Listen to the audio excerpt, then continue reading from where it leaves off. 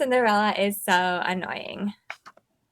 The story of Cinderella, as told by the wicked stepmother, by Trisha Speed Shaskan. You must have heard of me. The wicked stepmother? Not true. It's just another one of Cinderella's wild stories. Not as wild as the one about the pumpkin and the fairy godmother. The real story, the true story, began with some chatter and some dust. All I ever wanted was a husband and a mansion. Before I married Cindy's father, my two darlings and I had met Cindy only a few times. The girl had seemed normal then. After I married Cindy's father, my darlings and I moved in. When I had just one foot on the front step, my dear husband kissed me goodbye and said, "I'm off on business." "He leaves often," Cindy said.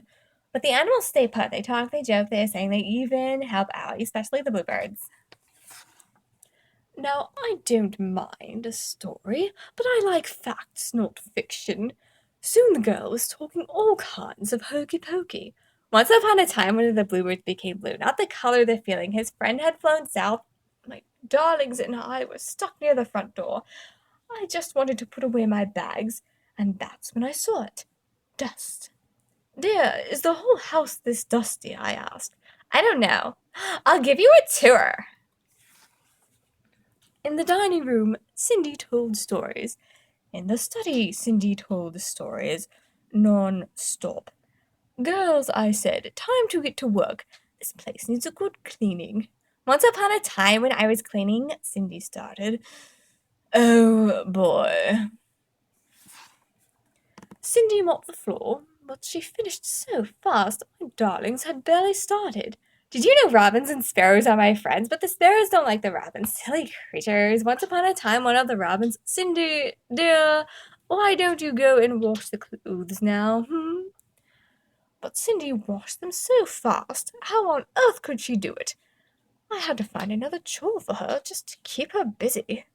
If there's one thing squirrels love, it's washing clothes. The rats, though, would rather iron. You know, one day Squirrels and rats doing laundry? Quit telling such foolish stories." Time passed, but nothing changed. In the garden, Cindy told stories. In the kitchen, Cindy told stories. At dinner, I couldn't hear myself think.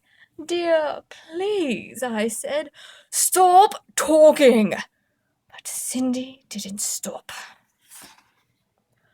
One day, a letter arrived. It was an invitation to the king's ball. The prince would surely fall in love with one of my darlings. Then they would marry, live in a beautiful castle, and one day be king and queen of all the land. "Oh, stepmother, I have to go too. Once upon a time, a girl and a prince." And then, just like that, Cindy lost her voice. Imagine! It had to be from all that storytelling. Well, what could I do? I told Cindy she had to stay home for her health.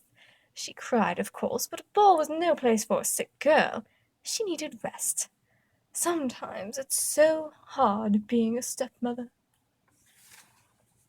At the ball, my darlings twirled, they whirled, but then some strange girl waltzed in. Her gown was magnificent. I couldn't take my eyes off it. I wondered how much it cost and if my seamstress could copy it for me. The prince and the girl danced and pranced, and my poor darlings were left princeless.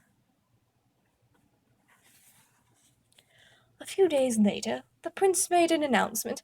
A glass slipper had been left at the castle. The prince would marry the girl whose foot it fit. A big chance! After visiting every other mansion in the neighborhood, the prince's valet arrived at our door. Me, said one of my darlings. "No, me," said the other. one at a time," said the valet. Each girl tried, but the shoe didn't fit. Then Cindy pushed out a whisper. "Please let me try." The shoe fit. Cindy pulled the match out of her pocket. "What?" my darlings cried. Cindy pushed out another whisper. She said something about a pumpkin coach and mice that turned into horses. She even added a fairy godmother. Please, there's no such thing. But I still don't know where she got those shoes. A few days later, the prince married Cindy. Poor man. He had no idea what he was getting himself into. But we lived happily ever after.